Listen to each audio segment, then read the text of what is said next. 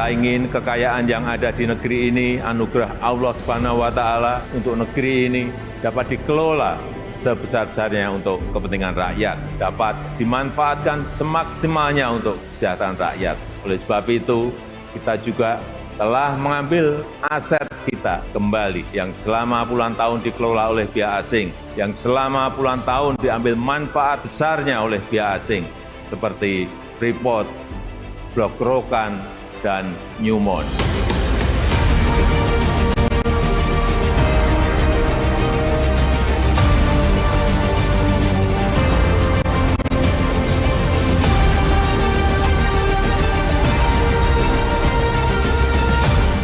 Sejak kepemimpinan Presiden Joko Widodo dimulai tahun 2014, pengelolaan energi dan sumber daya mineral yang berkelanjutan terus dilaksanakan secara konsisten. Hasilnya terlihat nyata pada periode kedua pemerintahan.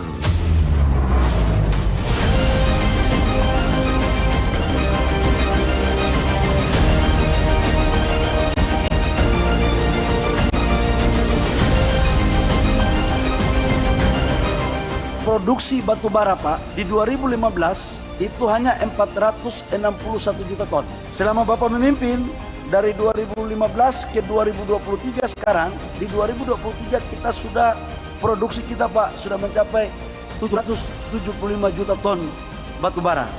Dan sekitar 500 sampai 600 juta ton kita ekspor, Pak. Selebihnya dalam negeri. Kemudian produksi nikel kita 2015 hanya 10 juta ton. Sekarang 2023 sudah mencapai 170 juta ton.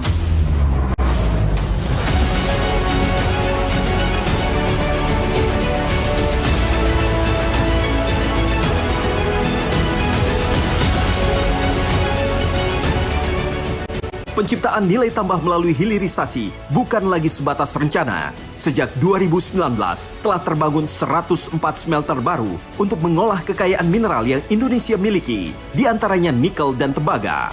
Hilirisasi telah membuka lebih dari 200.000 lapangan pekerjaan dan meningkatkan peran strategis Indonesia dalam rantai pasok global.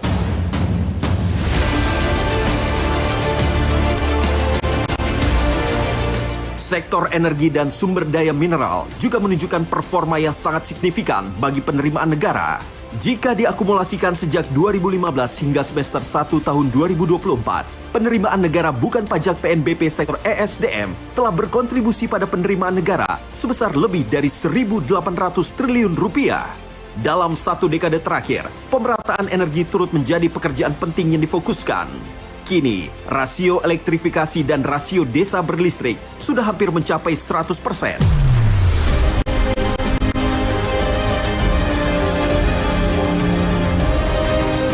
Indonesia terus memperkuat komitmennya dalam menciptakan masa depan yang lebih hijau dan berkelanjutan. Porsi energi baru terbarukan dalam bauran energi terus meningkat dari 5,36% pada 2014 menjadi 13,29% di tahun 2023. Pemanfaatan biofuel di tahun 2014 yang awalnya 1,85 juta kiloliter menjadi 12,29 juta kiloliter tahun 2023.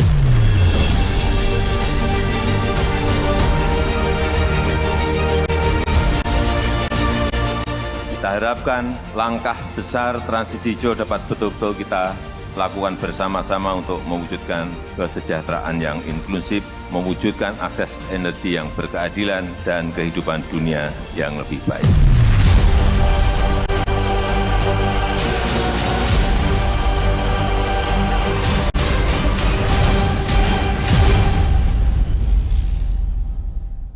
Kita berikan sambutan tepuk tangan yang paling meriah dari perjalanan energi dan mineral Indonesia hingga sampai di titik ini dengan pencapaian yang gemilang dan memasuki usianya yang ke-79, kami mengucapkan Selamat Hari Jadi Pertambangan dan Energi untuk seluruh keluarga besar sektor ESDM. Selanjutnya, mari kita dengarkan laporan Menteri Energi dan Sumber Daya Mineral, Bapak Bahlil Lahadalia.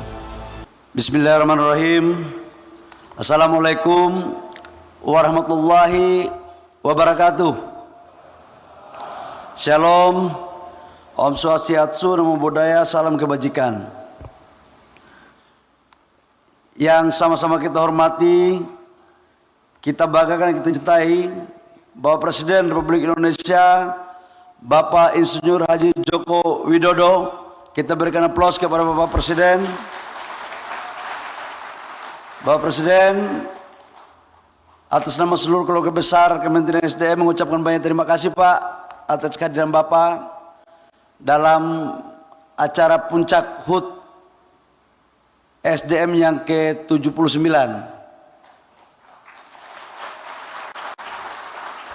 Hari ini kami merasa berbahagia di tengah-tengah kesibukan Bapak bahwa bisa hadir bersama kami.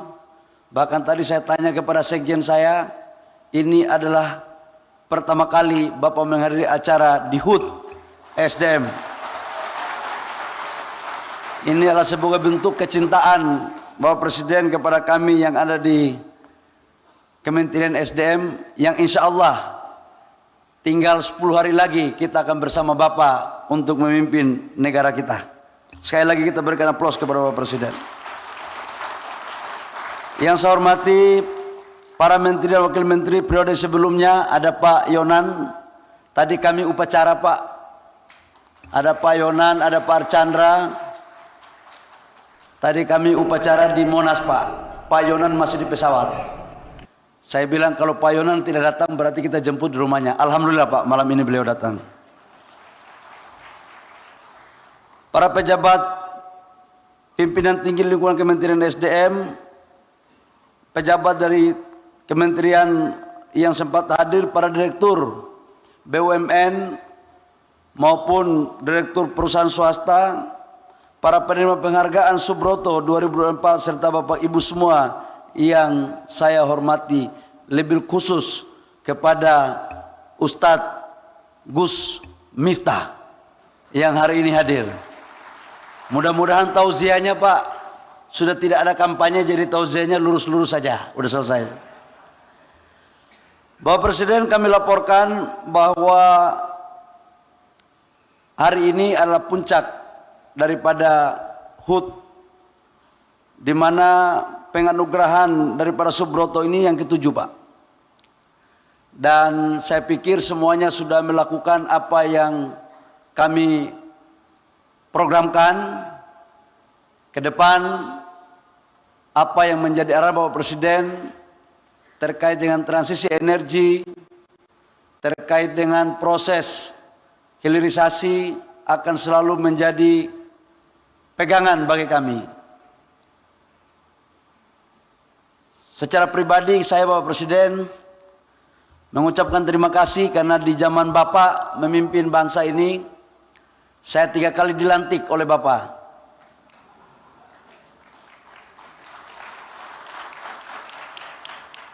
Saya dilantik pertama jadi kepala BKPM.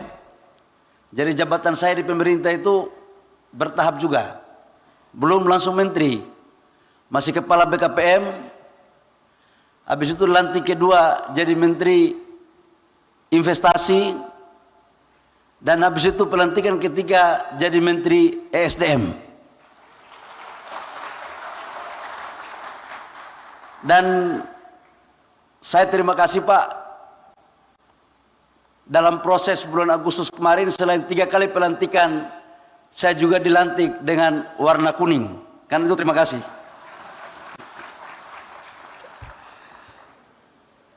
Tidak terasa waktu berlalu, sebentar lagi akan memasuki tanggal 20 Oktober. Dan ada pertemuan, pasti ada perpisahan. Kami dari Kementerian SDM, Bapak Presiden, sangat merasakan betul, terutama saya 1 bulan lebih support dan dari bimbingan Bapak Presiden terkait dengan program-program yang ada. Tadi saya juga sudah laporkan kepada teman-teman, insya Allah ada kado di akhir masa jabatan Bapak Presiden. Tapi biarkanlah Bapak Presiden yang akan menyampaikan, karena sesungguhnya Bapak Presiden cinta betul sama keluarga besar ESDM. Ini hanya program dari Pak Jonan Pak yang belum terselesaikan, tapi sebagai pemimpin kan harus melanjutkan program itu. Jadi saya hanya melanjutkan pikiran dari para senior. Kira-kira hanya itu, kami mohon nasihat Bapak Pak, karena sebentar lagi ini mungkin pidato saya yang terakhir sebagai Menteri SDM di hadapan Bapak Presiden Republik Indonesia yang namanya Bapak Insinyur Haji Joko Widodo. Karena tanggal 20 sudah selesai Pak. Jadi kami mohon wejangan, nasihat, dan sekaligus di HUT ini kami menyampaikan mohon maaf Pak, seluruh karyawan yang ada kalau ada yang kurang-kurang, terutama menteri yang baru Pak, karena belum kuasai materi. Tapi saya yakin dan percaya sekalipun pemain perganti sudah beberapa kali isi gol Pak, dan bisa menghasilkan kemenangan bagi SDM. Jadi menjadi pemain pengganti bukan berarti tidak bisa mengisi gol. Ini tergantung kecepatan dan kelincahan. Ini. Dan malam ini juga bagian daripada improvisasi kelincahan itu. Insya Allah berbuah gol.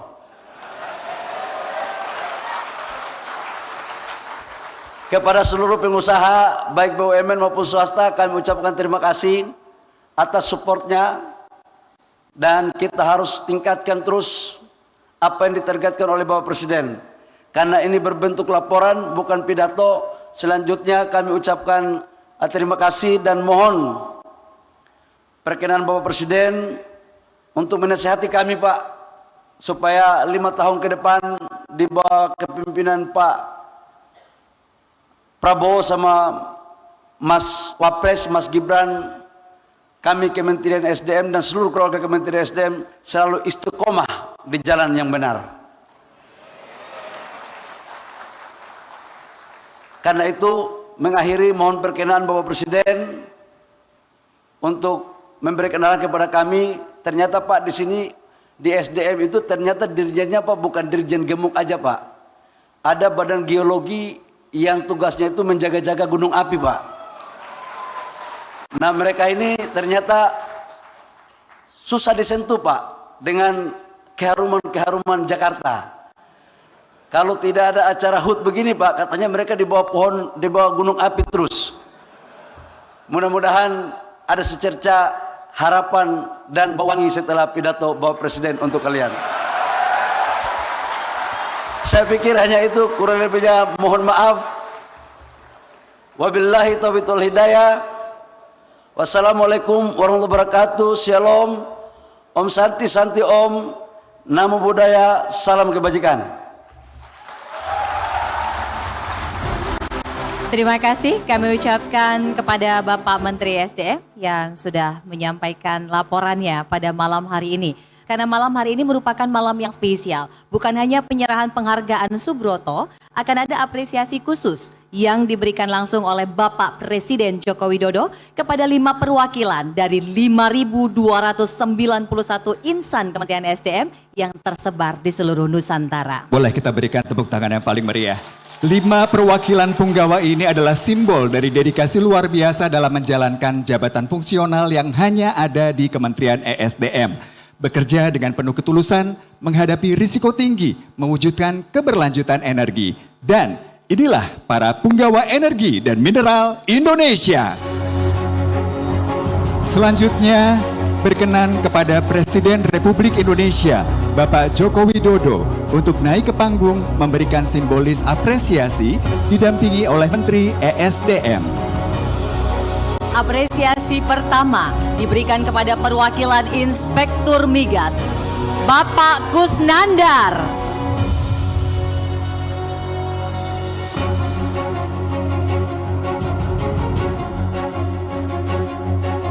Selanjutnya, Inspektur Ketenaga Listrikan diwakili oleh Bapak Elif Doka. Inspektur Tambang diwakili oleh Ibu Sari Takwim. Pengamat Gunung Api diwakili oleh Bapak Farid Ruskanda. Dan penyelidik bumi diwakili oleh Bapak Agus Budianto. Hadirin sekalian, selanjutnya mari kita simak bersama sambutan Presiden Republik Indonesia, Bapak Joko Widodo.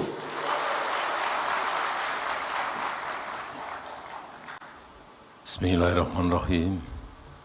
Assalamualaikum warahmatullahi wabarakatuh. Selamat malam, salam sejahtera bagi kita semuanya. Om Swastiastu, Namo Buddhaya, salam kebajikan. Yang saya hormati Menteri ESDM, Bapak Bahlil Lahadalia, beserta Ibu. Yang saya hormati Menteri ESDM terdahulu, Pak Ignatius Jonan, Pak Archandra Tahar, juga Pak Susilo Siswo Utomo, Pak Wakil Menteri. Yang saya hormati para pemangku kepentingan ESDM, para penerima penghargaan Subroto, para pejabat dan seluruh pegawai Kementerian ESDM, para CEO, pengusaha, tamu undangan yang berbahagia. Pertama-tama saya mengucapkan selamat ulang tahun, selamat hari jadi ke-79 pertambangan dan energi, utamanya bagi keluarga besar Kementerian ESDM dan sektor ESDM. Sektor ESDM merupakan sektor yang sangat strategis dan memiliki potensi yang sangat besar, sektor yang memberikan multiplier efek yang besar bagi perekonomian nasional. Kita tahu 2014 sampai hari ini PNBP yang diterima oleh negara dari ESDM berarti 10 tahun, besar sekali. Kurang lebih 1.800 triliun. Kalau melihat 2 tahun yang lalu, 2022 itu 348 triliun, kemudian di tahun 2023 itu 229 triliun rupiah. Per tahunnya juga sangat besar sekali. Oleh sebab itu, Pak Menteri ini bolak-balik mendorong saya, menanyakan ke saya, enggak sekali dua kali. Saya akan tanda tangan kalau barang itu sampai di meja saya. Sampai malam ini belum. Belum sampai di meja saya, tetapi memang sudah sedikit lagi. Jadi begitu sampai di meja saya akan saya tanda tangani yang namanya tunjangan tadi. Saya sebetulnya bisa saja ngomong sudah saya tanda tangani, tapi saya nggak mau, memang belum ya, saya harus ngomong apa adanya, belum saya tanda tangani karena belum sampai di meja saya. Dan memang Pak Menteri ESDM ini sangat lincah sekali, barangnya ada di sini didorong, sudah masuk ke sini dorong, sini didorong, dan selalu menanyakan pada saya, sudah Pak? Ya saya belum tanda tangan, ya saya jawab belum.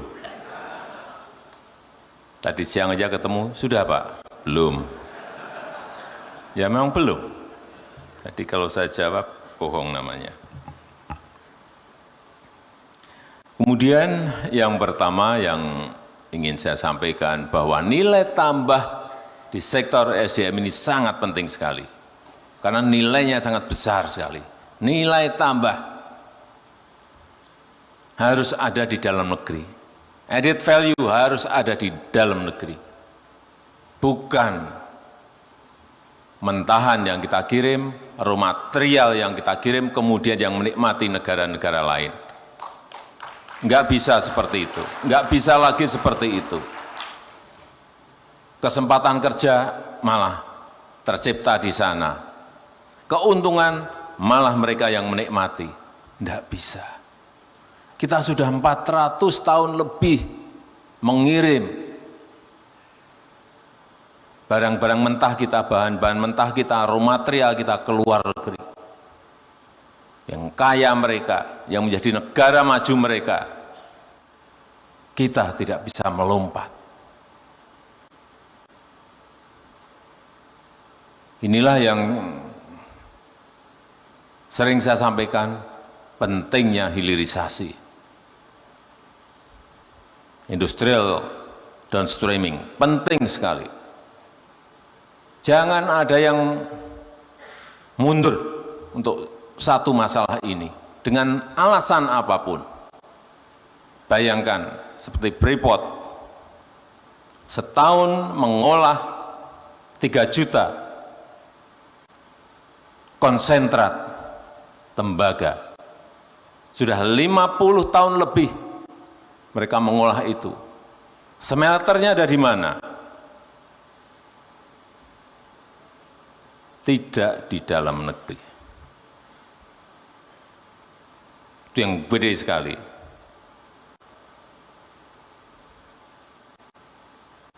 Newmont, aman. 900.000 ton konsentrat tembaga yang sekian tahun juga diolah di luar. Oleh sebab itu saya memberikan apresiasi, sangat menghargai upaya keras Kementerian SDM beserta seluruh jajaran yang sampai hari ini kita telah memiliki smelter lebih dari 108, dan itu adalah buah kerja keras Bapak Ibu sekalian, konsisten, berani untuk mengatakan tidak, harus dibangun di sini smelternya, dibangun di sini industrinya beserta turun-turunannya. Memang ini baru masuk ke smelter, sehingga industri turunan itu juga harus didorong. Freeport jadi, nanti industri turunan ke sini, semua harus berada di sekitar lokasi industri smelter yang dimiliki oleh Freeport, baik itu copper foil dan lain-lainnya, semuanya. Nikel juga sama. Harus sampai keturunan yang sebanyak-banyaknya, karena nilai tambah itu ada di situ. Kita sudah berapa puluh tahun mengekspor, berapa ratus tahun mengekspor bahan mentah. Bayangkan untuk nikel saja, waktu kita mengekspor dalam bentuk bahan mentah 2,9 billion US dollar per tahun, mentahan, raw material. Begitu stop 2020, kemudian masuk ke industri turunan, 2023, 34,4 billion US dollar. Lompatannya bayangkan. Melompatnya berapa kali? Dari 40 triliun ke 34, berarti kurang lebih 500-an triliun lebih. Lompatannya besar sekali. Banyak yang bertanya pada saya, Pak, itu yang untung kan perusahaan. Jangan keliru. Negara itu pendapatan, penerimaan, income dari situ banyak sekali. Baik dalam bentuk pajak badan, PPh 21, dari royalti, kalau kita ikut saham di situ seperti Freeport, kita dapat dividen, ada pajak daerah, ada PBB, ada PNBB, besar sekali. Ini kalau semua masuk ke industri, industri turunan akan melompat penerimaan negara. Dan itu semuanya bisa kita pakai untuk membangun jalan desa, membangun jalan tol, membangun pelabuhan baru, membangun airport baru, untuk subsidi, untuk bansos rakyat kita.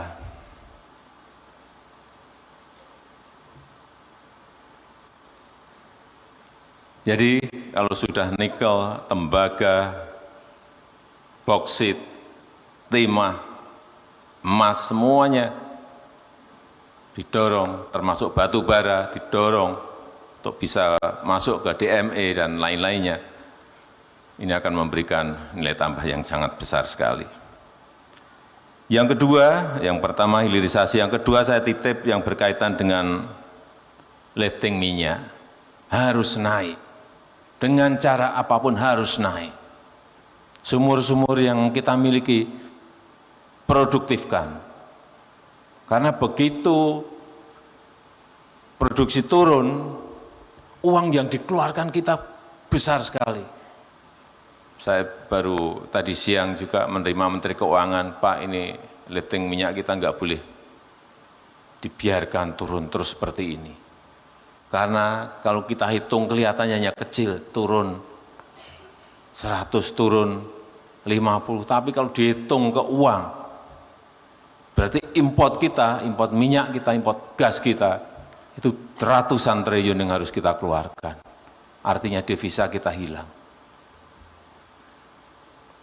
Entah itu dikerjain sendiri, entah itu dikerjain BUMN, entah itu dikerjain Pertamina, entah itu dikerjain dengan kerjasama dengan sektor swasta, entah itu dikerjain dengan perusahaan asing, semuanya dilakukan.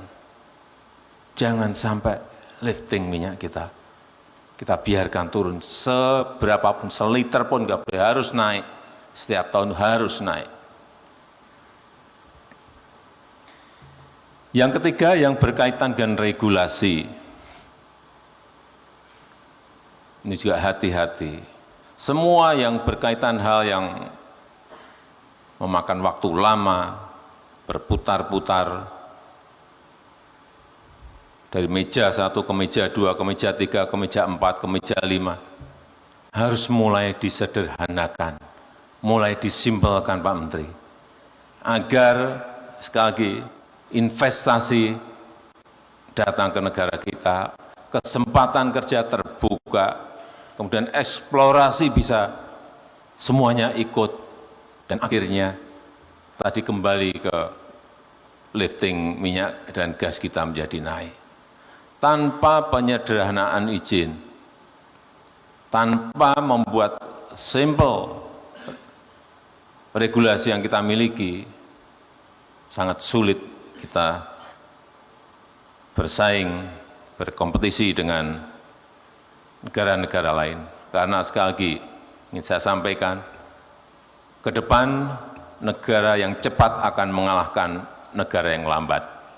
Bukan negara besar mengalahkan negara kecil, bukan negara kaya mengalahkan negara berkembang, tapi negara yang cepat akan mengalahkan negara yang lambat. Negara yang cepat akan mengalahkan negara yang lambat. Saya rasa itu yang ingin saya sampaikan dalam kesempatan yang baik ini. Sekali lagi, selamat ulang tahun ke-79 Pertambangan dan Energi. Selamat malam, terima kasih. Wassalamualaikum warahmatullahi wabarakatuh.